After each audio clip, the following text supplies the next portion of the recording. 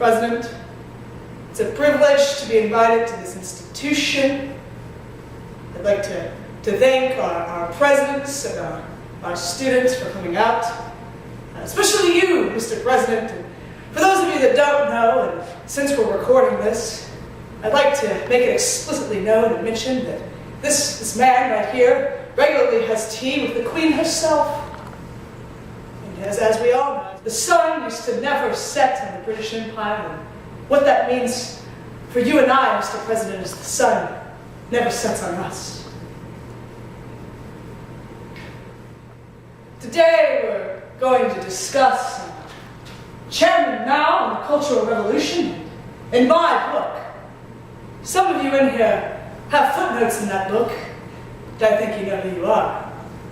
And evidence will be proven by the insightful questions that you will undoubtedly ask as we pat each other on the backs for our intelligence. So the title of this lecture is Etchings on Stones by yours truly, Professor Emeritus Emeritus. First, it's rather warm here. I'd like to draw attention to my English coat of arms just for you with your little meetings with the Queen, as I came to support. There's Wales. And so, moving right, yes, we have a question. I'm just a little unclear. Can you unpack that title for me?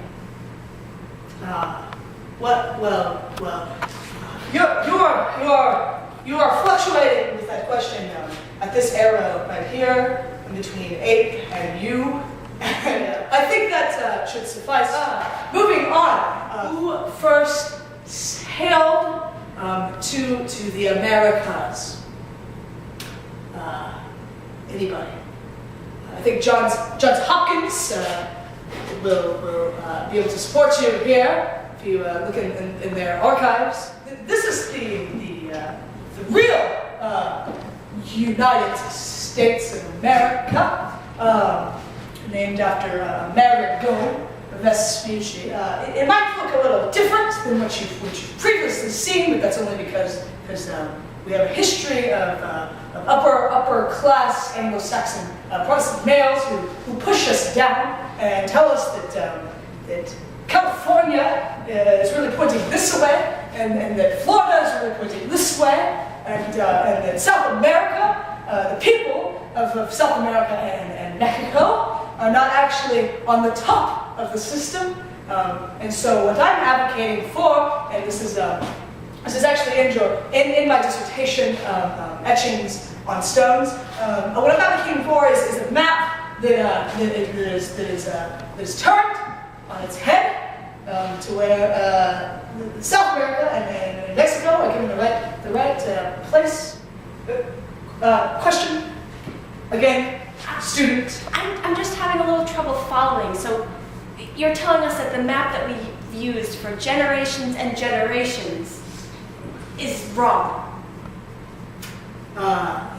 When you put it like that, I think that a shocking amount of hubrisness is shown, but in actuality, what you find is that, yes, that's exactly what I'm saying, and yes, I am claiming to have the only correct geography of the United States that ever has been charted, never will be charted on a blackboard across the United States.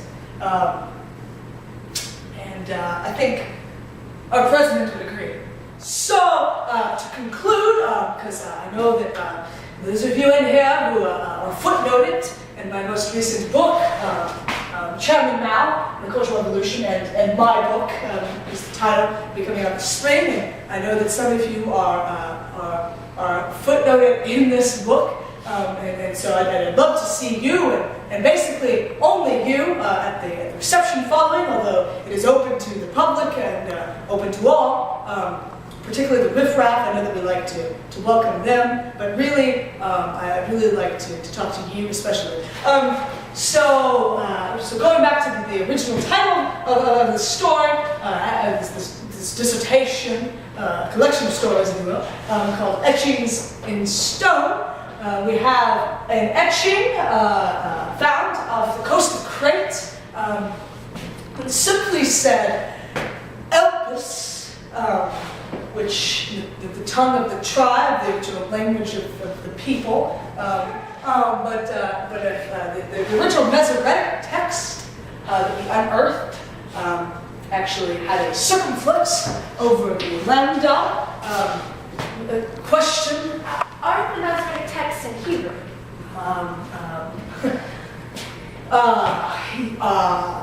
Yeah, I think the unbeknownst to you students, there were groups of Greco-Roman Semitic peoples off the secret coastlines that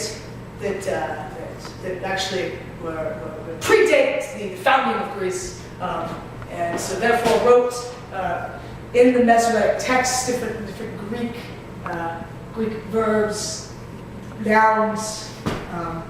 This is a noun with circumflexes. So I'm out of time. Although I know that you would like to hear more about my enthralling discoveries that are really breaking all sorts of boundaries in education, like the upside-down map of America, for example. So meet with me at the reception, particularly if you're those footnoted in my books. Thank you.